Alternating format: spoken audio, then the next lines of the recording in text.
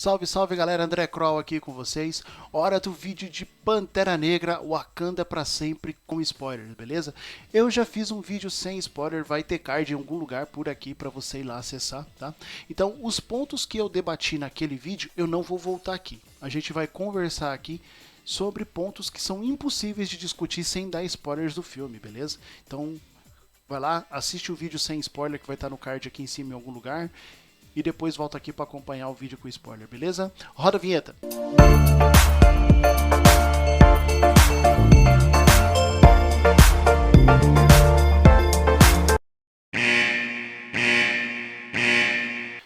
E bom, galera, desde seu anúncio, Pantera Negra Wakanda Forever era um filme cercado de muita expectativa, né? Sobretudo pelo que foi o primeiro filme, né? Então, quando você coloca o sarrafo muito alto, é muito difícil que depois que você consiga equiparar e quem dirá superar. Né? Por mais que a gente sempre acredite que as pessoas colocam o que tem de melhor para conseguir o melhor resultado em seus trabalhos. Mas os eventos que cercaram essa produção realmente tornaram muito difícil acreditar que nós teríamos uma produção que superasse, ou mesmo que se igualasse ao primeiro Pantera Negra. Né? Considerando todas as polêmicas envolvendo a Letitia Wright, que nós comentamos lá no outro vídeo, por conta de declarações anti-vacinas, a própria pandemia, o acidente que a Letitia sofreu no set de filmagens, que paralisou por meses a produção, e claro, o falecimento do nosso querido Chadwick Boseman em 2020, que foi um golpe duríssimo e que obrigou o próprio Ryan Coogler a reescrever esse roteiro. Então, claramente, quando você assiste Pantera Negra Wakanda pra sempre, fica muito óbvio que é um filme bem remendado, né? E acima de tudo, né, tem a questão humana, que é a dor da perda, o luto, pelos quais equipe de produção, direção e elenco foram submetidos por conta da trágica morte do seu protagonista. Até por isso nós enfatizamos muito no primeiro vídeo, né, no vídeo sem spoilers aí desse filme, o quanto o luto transcende a realidade e vai para as telas de uma certa forma em que fica praticamente impossível nesse quesito separar a realidade de ficção. Mas é incrível como a figura do Pantera Negra e o Chadwick Boseman se misturam. Né? Isso graças, é claro, ao ótimo filme, mas principalmente ao carisma do ator e a nobreza tanto na sua vida pessoal quanto na forma com que ele entrega a interpretação do Rei T'Challa do Pantera Negra.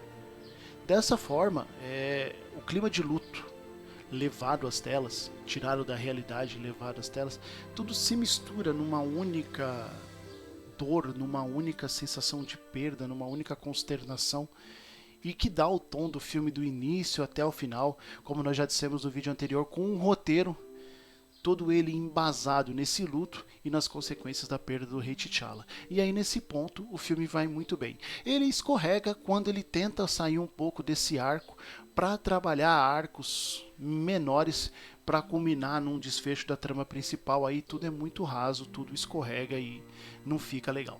E para mim, os pontos que mais me chamaram a atenção, negativamente falando, está justamente na construção desses personagens e da presença de alguns que são absolutamente desnecessários à trama, né?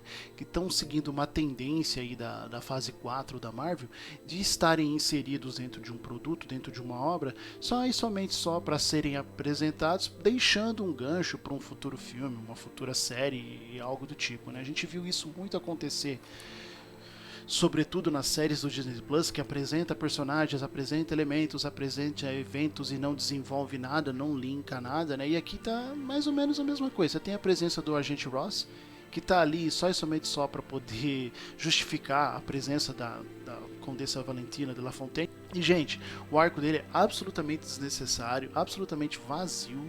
Né? E tá ali só para fazer um link com o futuro filme dos Thunderbolts que chega no final da fase 5 em 2024, se eu me recordo bem. Da mesma forma, a gente tem a personagem da Riri Williams, que é uma personagem absolutamente genérica. Nos quadrinhos, a menina é muito legal, uma personagem muito boa, é um tipo de, como eu vou dizer, um tipo de pupilo, um tipo de aprendiz póstumo do Tony Stark, assim, saca? E aqui no filme ela é uma menina genial, super dotada e ok, né? Como nos quadrinhos, entendeu? Mas ela tá ali para fazer umas piadinhas bem inconvenientes, entendeu? E entregar um arco que é absolutamente genérico e que sequer dá atenção às criações da menina, que são as suas armaduras. No final das contas, eu acho que vai servir só e somente só para vender boneco, né? E aliás, a segunda armadura que ela faz, eu não sou muito de reclamar de efeitos visuais não, mas o CGI é bem ruim, me pareceu, sei lá, Megazord lá dos Power Rangers. Mas a presença dela tá aqui, né? E é justamente porque a Hiro Mills vai ter uma série solo no Disney Plus no ano que vem, né? Então, a personagem é legal e a gente deseja que a personagem tenha uma melhor sorte na sua série do que teve aqui nesse filme. Cara, outro desperdício é o M'Baku, né? O M'Baku do Winston Duck. Primeiro porque o ator é muito bom, o cara entrega e ele vai muito bem no papel do M'Baku, mas aqui ele acaba sendo relegado a um tipo de paródia ao líder patriarcal, machista, saca? E tudo mais. É algo que é absolutamente desnecessário, considerando que o filme tem praticamente 4 protagonistas, né? 4 mulheres muito fortes que conduzem seus arcos e suportam e desenvolvem e entregam muito bem a carga dramática a qual são submetidas, sem a menor necessidade de um contraponto machista, quer seja o tipo de aplicação que você quer dar ao mesmo que seja na base da sátira, da paródia. Absolutamente desnecessário, e M'Baku merecia ter um papel melhor, de mais relevância na trama. Já o arco da Shuri, desde o início do filme, com a morte do T'Challa e as consequências e a forma com que ela fica devastada por conta disso, até o momento em que ela se transforma na Pantera Negra e assume de fato a posição de rainha e protetora de Wakanda, passa por altos e baixos. Enquanto ela começa muito bem e mostrando que de repente a escolha era realmente a mais óbvia, mas que não poderia ser outra, graças à forma com que a Shuri parecia que iria se transformar ao longo do desenvolvimento do seu arco no filme, isso acaba ficando só na base da impressão, porque o arco é mal desenvolvido e de certa forma a personagem é até esvaziada daquilo que nós vimos ela sendo construída no passado. Eu falei mais disso no nosso vídeo sem spoilers, mas assim, eu entendo que a personagem nos filmes anteriores era uma adolescente e que foi devido às perdas e tudo que acontece ao longo desse filme, como a morte da rainha Ramonda e ela ter perdido tudo. Ela perdeu o pai, perdeu o irmão, perdeu a mãe, e de quebra ela precisa ser a rainha que o Wakanda precisa para liderar a nação, talvez naquele que seja o pior momento da sua história. E a gente entende que a personagem precisa obrigatoriamente amadurecer perante todas essas condições adversas. Mas como eu disse no meu vídeo sem spoilers, esse amadurecimento tem que vir sem que você não perca a sua essência.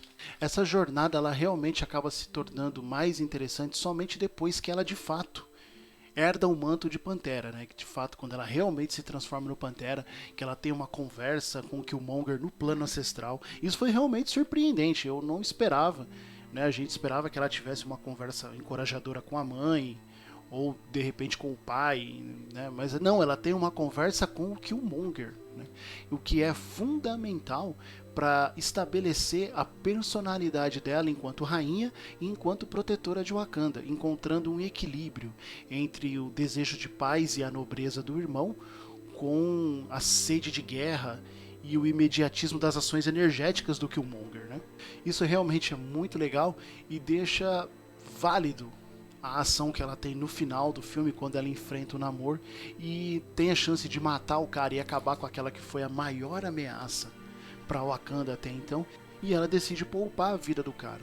Então ela foi para a guerra, ela não esperou que a nação de Talocan invadisse novamente o Wakanda e destruísse tudo.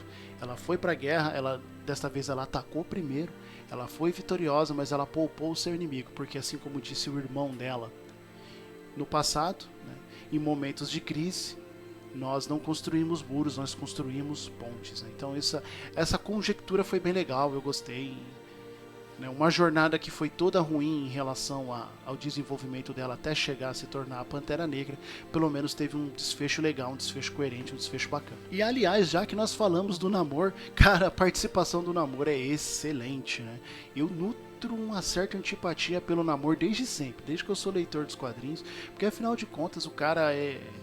Muita gente classifica como um vilão, outros como um anti-herói, outros como um herói que de repente só se importa com as suas próprias causas. Eu particularmente sempre achei um Namor um arrogante, um babaca. Não me chama de babaca. Com participações que na maioria das vezes com ações que mais pioraram do que ajudaram a resolver determinadas crises.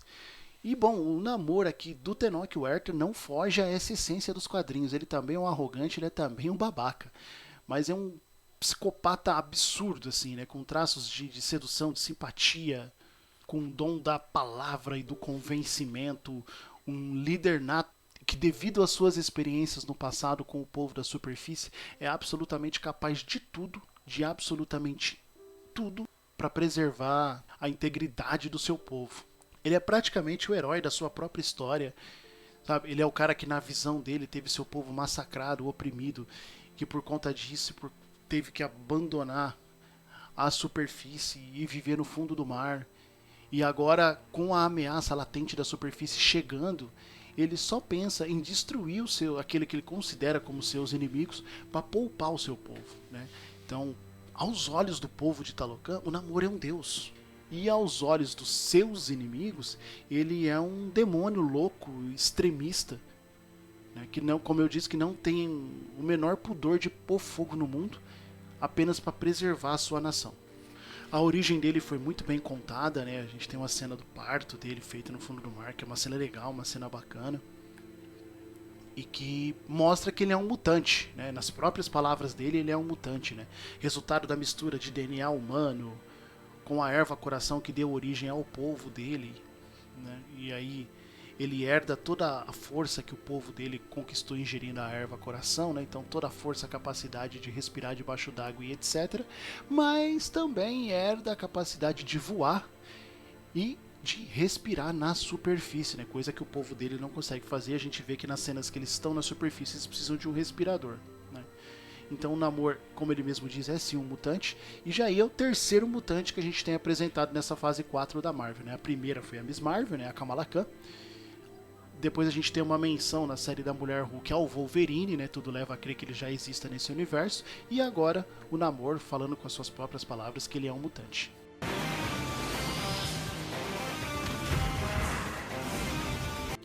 Aliás, eu não falei isso no meu vídeo sem spoilers quando eu mencionei a origem de Talocan e do seu povo, mas eu achei muito legal a maneira com que eles construíram, não só por enraizar as origens desse povo na cultura maia azteca, mas também por ser praticamente um contraponto ao Wakanda, né? Sendo que as duas nações vêm praticamente da mesma origem, né? Do vibrânio e de variações da erva coração, assim. Só que uma se tornou a maior nação que existe na superfície, enquanto a outra se tornou a nação dominante no fundo do mar e uma ameaça que até então vivia implícita até esse momento. Então eu achei muito legal, muito bacana essa construção. Pantera Negra, Wakanda para Sempre tem apenas uma cena pós-créditos. Essa cena ela acontece logo depois subirem os créditos principais ali e mostra a Shuri numa praia no Haiti, reencontrando a Nakia, né?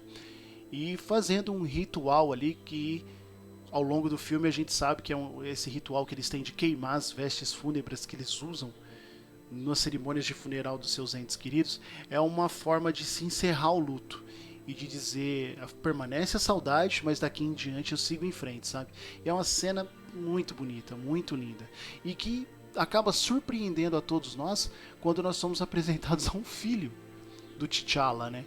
Ele teve um filho com a Nakia e por acordo entre os dois, resolveram criar o menino fora de Wakanda, para tirar o menino de toda aquela pressão pela sucessão do trono, né? Que não deve ser algo muito fácil, né? Você ser preparado ao longo de toda uma vida, tendo essa pressão de substituir o seu pai como líder da nação mais poderosa da Terra. A cena em que a Shuri conhece o sobrinho é uma cena muito bonita, uma cena muito legal, e que termina o filme da maneira com que ele começou, com um clima pesado de luto, né? Sendo um tributo ao Chadwick Boseman, só que dessa vez deixando um ar de esperança, o que é algo muito bonito. Pensando na continuidade do MCU e olhando lá atrás para os quadrinhos, a presença de um filho do T'Challa pode ou não dar novos rumos para essa franquia nas telonas. Se vocês quiserem, eu posso fazer um vídeo contando essas possibilidades e dizendo para vocês os que os quadrinhos apontam. Se vocês quiserem que eu faça um vídeo, vocês deixam aí nos comentários, beleza? De fato, terminar com essa homenagem, com esse tributo e com essa mensagem de esperança, realmente é o melhor final que esse filme poderia trazer.